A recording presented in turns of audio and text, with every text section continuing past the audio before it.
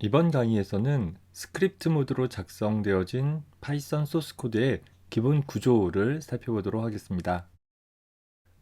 먼저 프로그램을 구성을 하고 있는 기본 구성 요소들에 대해서 각각 살펴보도록 하겠습니다. 전체적인 프로그램 구조를 쉽게 한눈에 파악하고 수정할 수 있도록 간단한 예제를 스크립트 모드로 작성해서 사용을 해봅시다. 지난 시간에 설치한 파이썬 프로그램을 실행을 해봅시다. 시작 화면에 등록되어 있는 파이썬 아이들 프로그램을 통합 개발 환경으로서 아이들 프로그램을 사용하도록 했었죠. 여러분들이 좀 잘 안 보일 수 있으니까 글씨를 조금 더 크게 키워 놓고 작업을 해봅시다. 현재 파이썬 명령어를 사용자와 상호작용해 가면서 즉각적으로 명령들을 수행을 하고 그 결과를 확인해 볼 수 있는 파이썬 쉘이라고 불리우는 창이 실행이 되었죠.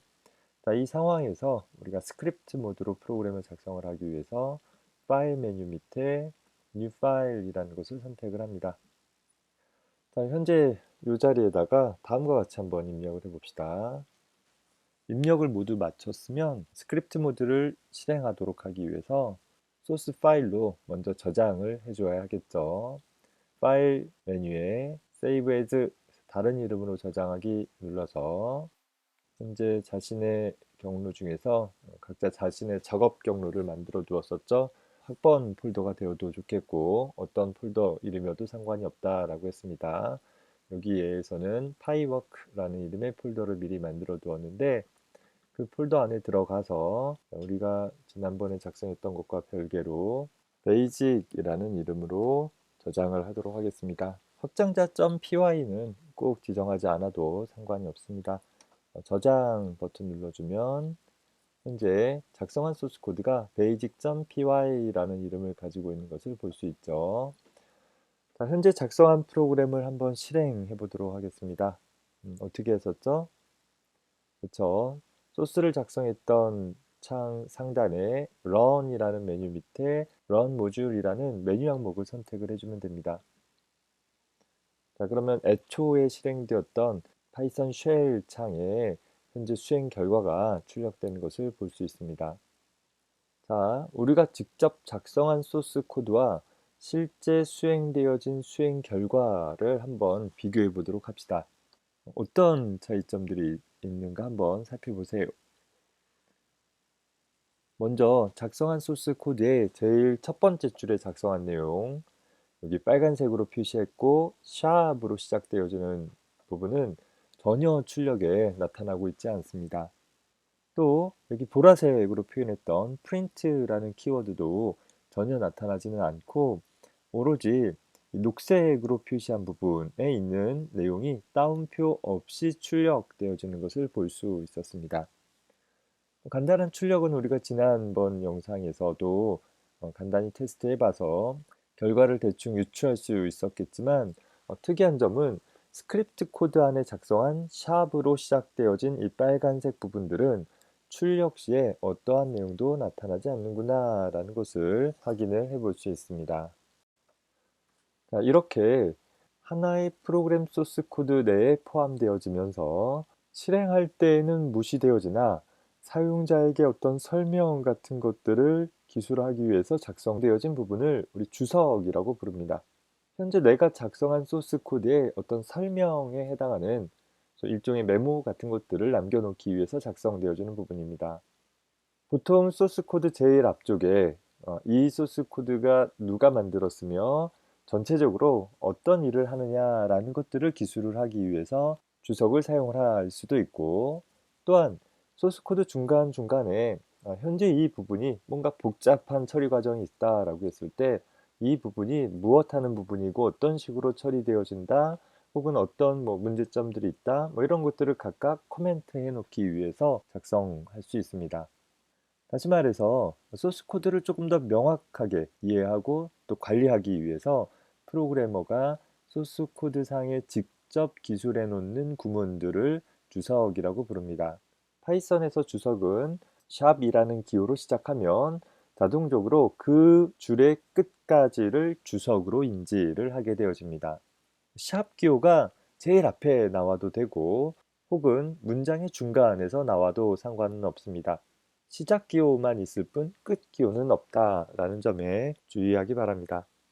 C 언어 같은 프로그래밍 언어에서는 라인 주석과 블럭 주석이라는 두 가지 형태가 제공되었었는데 파이썬에서는 오로지 공식적으로 라인 주석 하나밖에 없다라는 점 유의하기 바랍니다. 코드를 한번 바꿔볼게요. 현재 헬로 월드라는 내용을 출력했던 프린트 구문 앞에다가 샵 기호를 하나 추가를 해보고 자 그리고 나서 다시 파일 저장하기 그리고 run 모듈 해서 실행을 해봅시다. 자 아까 실행 결과가 어떻게 됐습니까? 아까와는 다르게 첫 번째 프린트라는 구문이 있었지만 그 구문이 주석 처리되어져서 주석처럼 처리가 되어져서 실행 시에 파이썬 해석기에 의해서 이 부분은 주석이니까 실행하지 말자 하고 무시되어지고 넘어가게 되어진 것입니다. 따라서 마지막 줄에 있는 프린트 구문만 출력이 되었습니다. 이렇게도 한번 해봅시다. 이 뒤에다가 샵해서 이렇게 중간에다가 작성을 하면 이미 빨간색으로 표시되어지는 것만 보더라도 주석 처리되겠구나 라고 생각을 해볼 수 있겠지만 다시 한번 해봅시다. 저장하기, 실행하기 눌러서 실행을 하면 여전히 중간에 들어와 있는 구문들 보면 샵 사인이 나오기 전까지는 정상적으로 처리가 되어지지만 샵 사인이 나온 이유는 주석 처리되어져서 주석처럼 간주되어져서 어떠한 처리도 일어나고 있지 않는 것을 살펴볼 수 있습니다. 자, 첫 번째로 우리는 프로그램 코드 내에서 주석이라는 것이 사용되어질 수 있고 어떻게 기술하는지에 대해서 살펴보았습니다. 자, 만약에 처음에 작성했던 이 부분은 이렇게 지워놓고 처음의 코드로 다시 한번 들어가 봅시다. 자, 우리가 프로그램을 작성하다가 여기에다가 이렇게 빈줄을 여러 개 입력을 했다라고 하면 어떻게 될까 한번 생각을 해봅시다. 워드 프로세서 같은 경우를 생각을 해보면 우리가 하나의 내용을 쓰고 빈줄을 삽입을 하고 출력을 하게 되면 그 두 문장 사이에 빈줄이 이렇게 삽입되어진 채로 출력이 되어지죠. 자, 저장해보고 실행해서 결과를 확인을 해보면 아까 두 줄이 붙어 있을 때의 출력이나 중간에 빈 줄이 삽입되었을 때의 출력이나 전혀 출력에는 차이가 있지 않습니다. 다시 말해서 소스 코드상에 삽입되어지는 빈 줄은 아무 의미 없다 라고 생각을 해주면 되는 것입니다. 하지만 전혀 의미가 없는 건 아니겠죠. 실행에 전혀 반영되어지지는 않을 뿐 프로그래머 입장에서 소스 코드를 조금 더 알아보기 쉽게 코드들 사이를 구분을 하기 위해서 적절한 빈줄의 삽입은 가능을 할 것입니다. 생각해 보세요. 한 100줄, 1000줄 정도 되는 코드가 있는데 그 모든 코드가 그냥 빈줄 없이 쭉 나열만 되어 있다라고 하면 아무리 프로그램이 실행하는 코드라고 하지만 코드를 작성하는 사용자가 그 코드를 유지 보수하기 위해서 알아보기가 굉장히 어려울 수 있을 것입니다.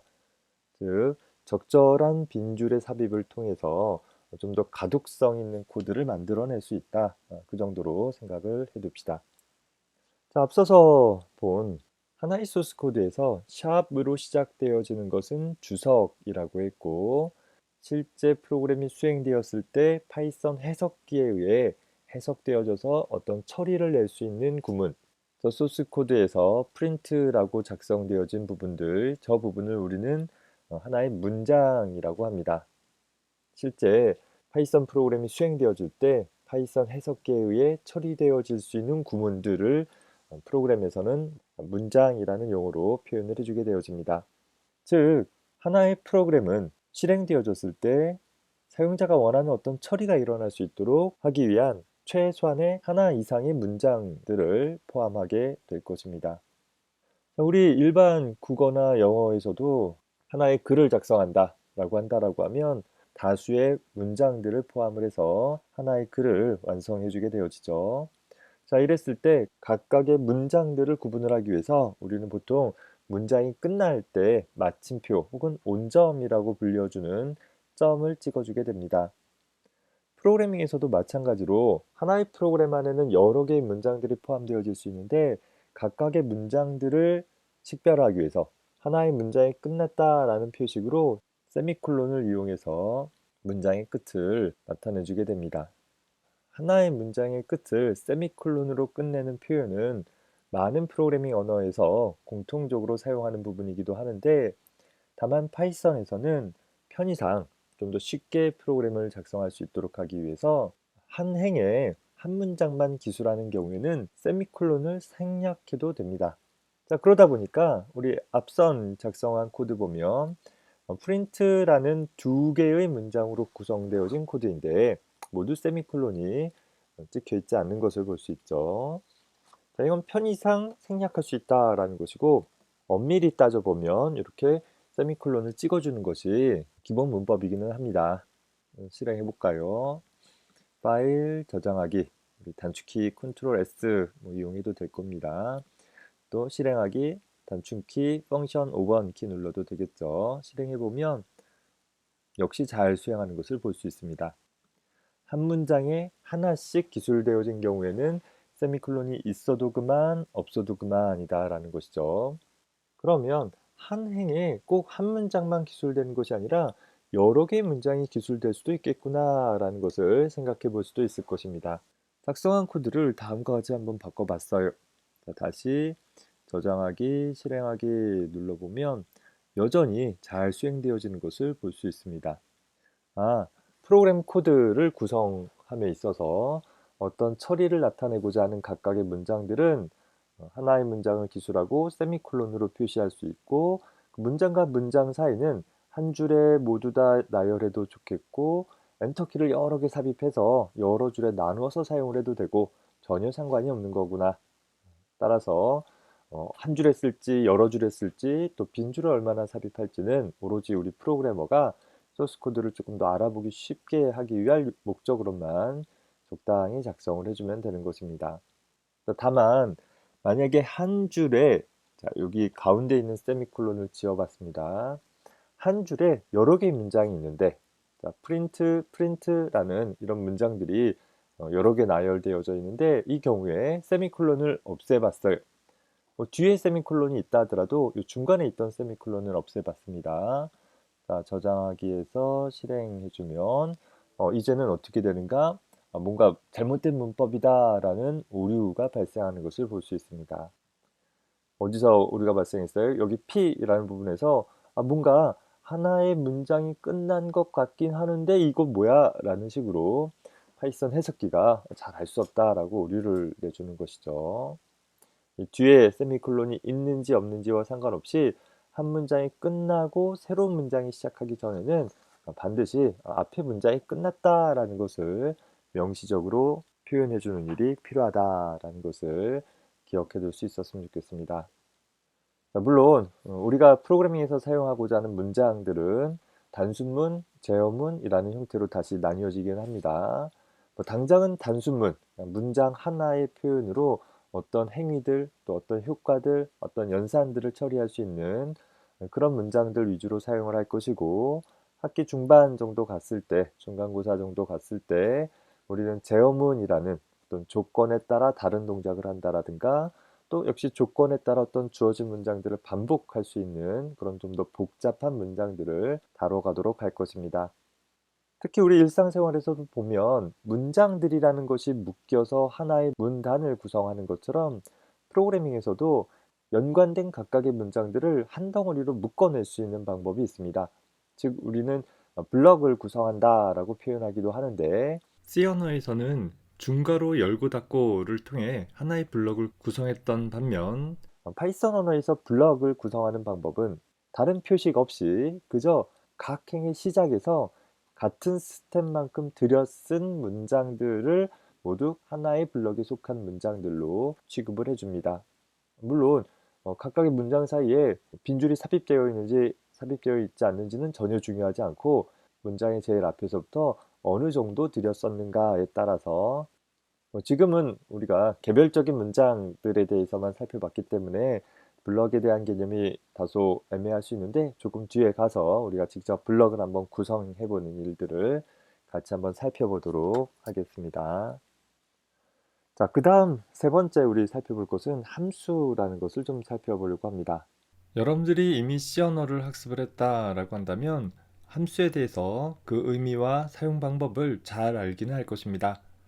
다만 한 학기 강의를 들었다 하더라도 여전히 함수에 대한 개념을 잘 잡지 못하거나 또 제대로 사용하지 못하는 학생들이 많이 있는 것 같아서 가장 기본적인 개념부터 같이 한번 다시 정리해 보도록 하겠습니다.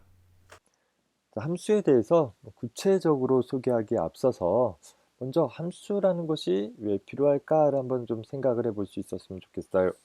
자, 그래서 가정을 하나 해보겠습니다. 어떤 한 청년, 홍길동이라는 청년이 소규모 자본금을 가지고서 작은 규모의 구멍가게를 하나 개업했다라고 가정을 해봅시다. 사업 초기에는 다른 직원을 고용할 만한 그런 어떤 재정적인 여유가 없기 때문에 길동이가 혼자서 가게 운영에 필요한 모든 일을 다 처리를 해나가면 되겠죠. 아침에 가게 문을 여는 것부터 시작해가지고서 재고를 확충한다라든가 가게를 진열대 상품들을 정리한다라든가 손님이 오면 물건을 팔고 하루의 정산을 하고 가게 문을 닫는 것까지 모든 일들을 혼자서 해나가게 될 것입니다. 자, 그런데 길동이가 열심히 일을 한 바람에 사업이 번창하게 되어져서 가게를 좀 확장하게 되었다라고 생각을 해보세요.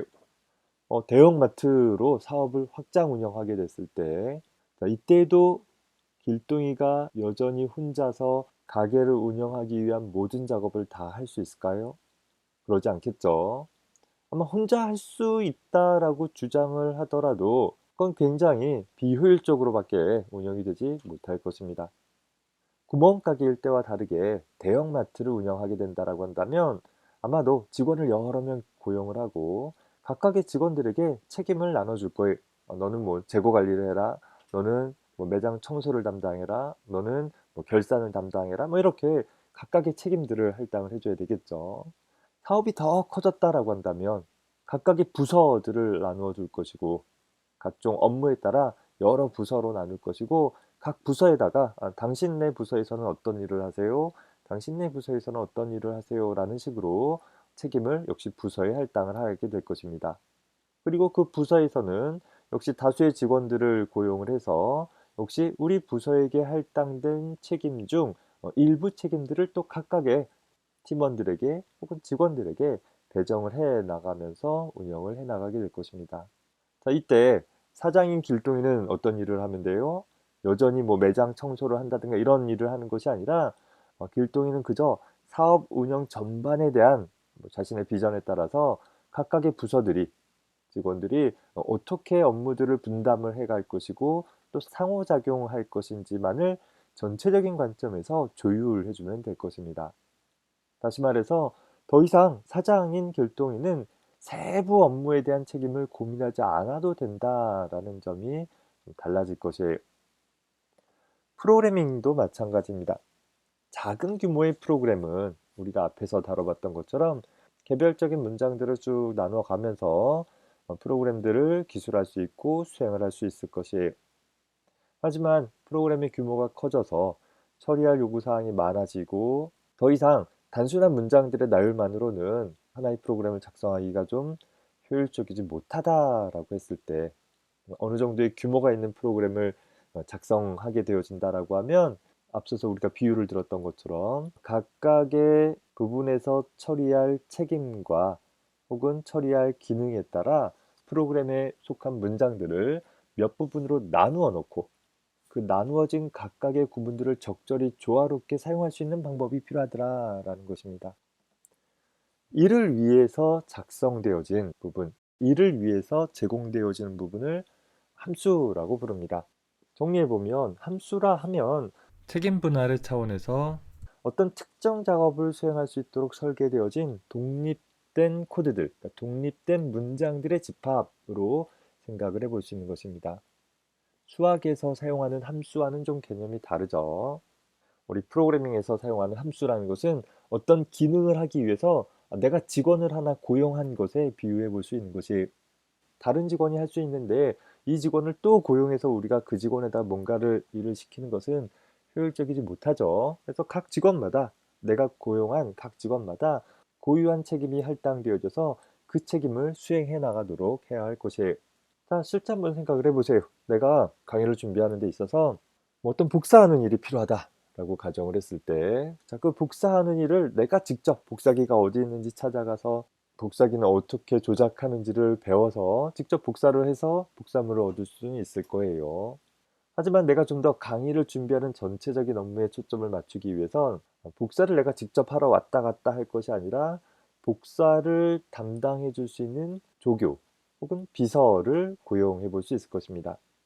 뭔가 복사할 일이 있을 때 홍길동이라는 조교를 고용했다 칩시다.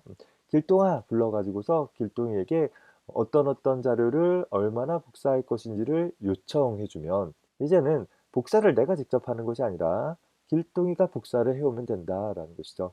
전체 작업에서 보면 분명히 복사라는 행위가 일어났는데 내가 직접 복사를 하지 않더라도 그 작업을 길동이가 대신해 줄 수 있다라고 하면, 전체 강의를 준비하는 내 입장에서는 좀 더 전체 흐름에, 강의를 준비한다라는 전체 흐름에 집중할 수 있게 된다라는 것입니다.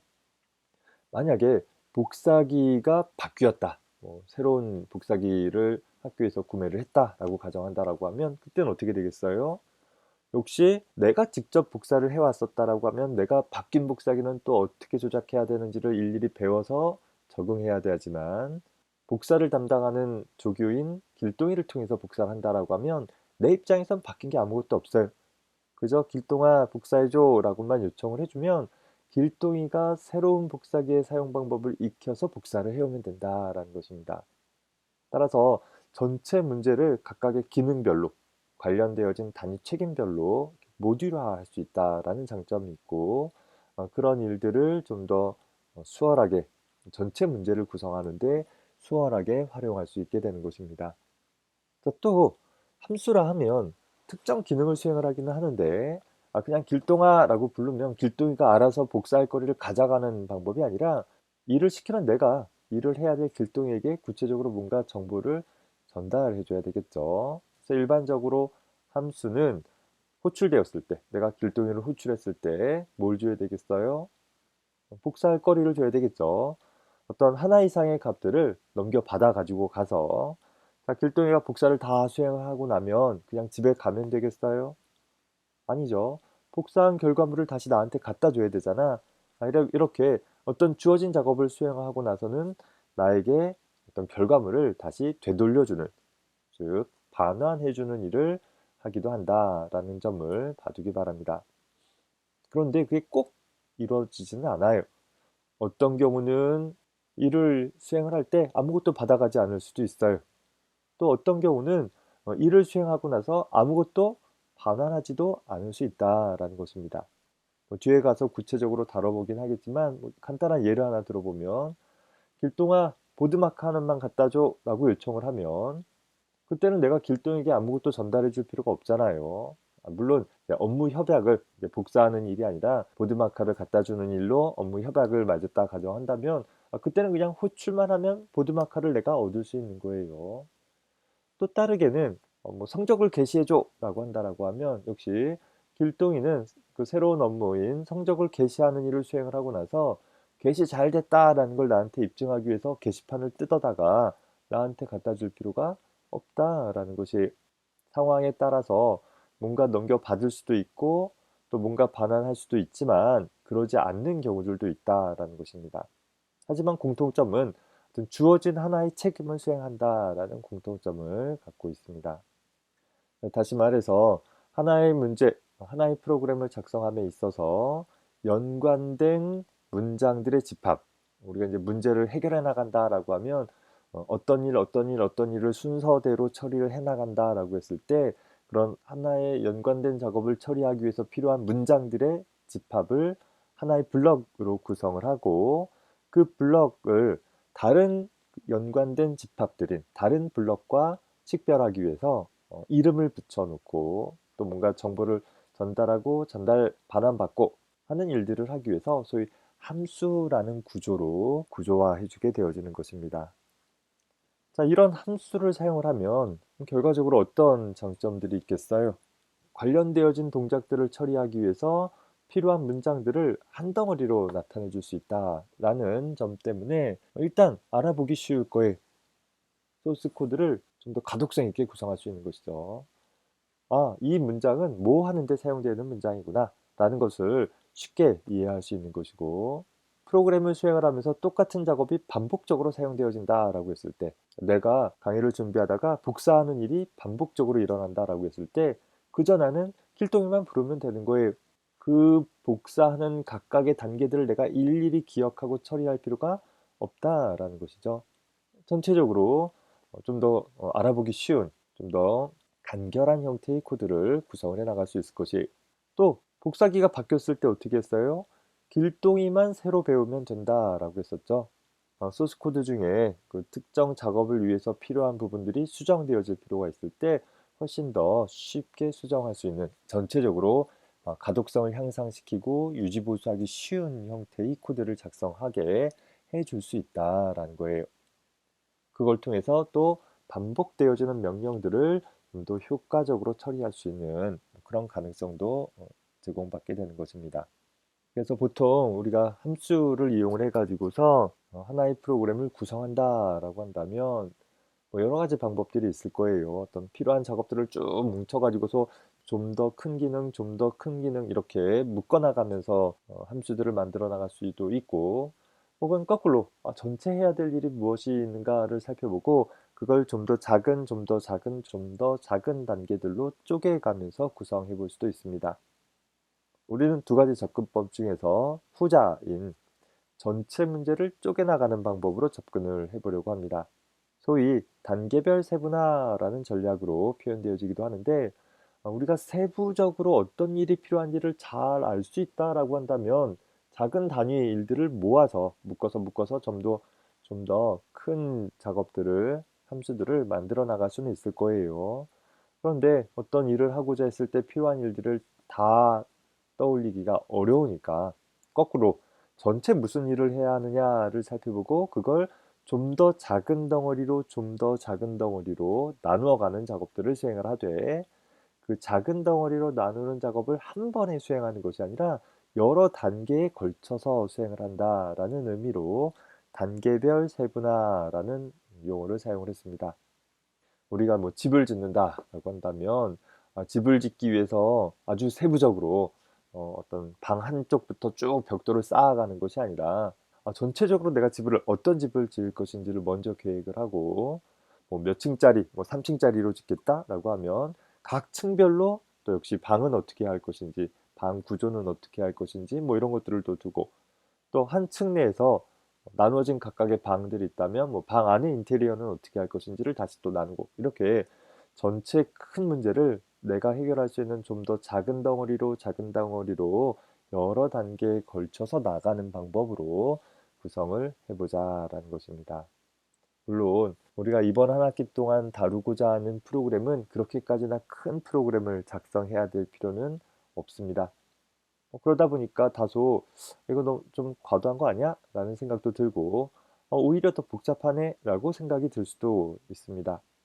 하지만 우리가 프로그래밍을 배운다라는 것이 그저 이번 학기에 다룰 것처럼 그냥 간단한 예제 수준의 프로그램만 작성하기 위해서 프로그래밍을 배우는 건 아닐 거예요. 2020년대를 살아가는 우리들에게는 컴퓨터 프로그램을 통해서 어떤 작업을 수행한다라는 것이 컴퓨터 과학자들만 하는 일이 아니다라는 것이죠. 누구라도 내 전공을 다뤄 나감에 있어서 필요한 일들을 수행을 해 나갈 때 컴퓨터의 도움을 받기 위해서 이 컴퓨터에게 뭔가 상용 소프트웨어를 사 와 가지고서 명령을 수행시키는 것이 아니라 좀 어느 정도의 작은 규모의 일들은 내가 직접 프로그래밍해서 작업을 처리할 수도 있어야 하겠다라는 것이죠. 자, 그러다 보니까 당장 이번 학기의 문제가 아니라 여러분들이 궁극적으로 좀 더 수월하게 프로그램을 작성해 나가기 위해서 이번 한 학기 강의는 이 함수라는 걸 좀 기반으로 해서 접근을 해 보려고 합니다. 시중에 있는 어떤 책도, 어떤 서적도, 또 어떤 강의도 이렇게 접근하지는 않고 있습니다. 그러다 보니까 여러분들이 공부할 때 다소 조금 생소할 수도 있고, 또 다른 강의에 비해서 이거 처음부터 너무 어려운 거 아니야? 라고 생각할 수도 있어요. 하지만 처음에 이런 함수라는 좀 복잡한 구조의 사용 방법을 익혀둘 수 있다라고 하면 결국은 함수를 배우게 되니까 나중에 가서 오히려 더 쉽게 적응할 수 있을 것입니다. 앞서서 얘기했듯이 함수는 왜 사용하는 것이에요? 내가 문제를 키우기 위해서 사용하는 것이 아니라 내가 비서를 고용하는 거예요. 내가 좀 더 쉽게 일을 처리하기 위해서 비서를 고용하는 것이고, 다만 그 비서가 무슨 일을 해야 할지가 아직 결정되어 있지 않기 때문에 내가 일일이 알려줘야 되는 거예요. 처음에는 너는 이러이런 일을 이렇게 이렇게 해라고 알려줘야 되는 작업이 있다라는 것입니다. 그 작업만 잘 해낼 수 있다라고 한다면 그 다음에는 우리는 비서를 호출하는 일만 해주면 된다라는 것입니다. 부디 당장 눈앞에 보이는 복잡함에 빠져서 허덕이지 말고 함수를 왜 사용해야 하는가에 대한, 또 어떻게 사용해야 하는가에 대한 큰 그림을 가질 수 있기 바랍니다. 이번 강의에서는 파이썬 프로그램 소스 코드의 가장 기본적인 구성 요소들인 주석과 문장 그리고 함수에 대해서 살펴봤습니다. 아마 여러분들이 이전에 C 프로그래밍 강의를 통해서 각각의 개념들에 대해서는 어느 정도 알고 있을 거예요. 다만 파이썬에서 각 부분을 표현하는 방법이 좀 다른 점들이 있으니까 혼동되지 않을 수 있도록 잘 정리를 해둘 수 있기 바랍니다. 특히 강의 후반부에서 정리한 함수라는 것이 왜 필요한가에 대해서 다시 한번 꼭 생각해 볼 수 있었으면 좋겠습니다. 이번 한 학기 동안 함수를 많이 사용하게 될 것이니까 이해되지 않는 부분들이 있으면 적극적으로 질문해 나가기 바랍니다. 수고했습니다.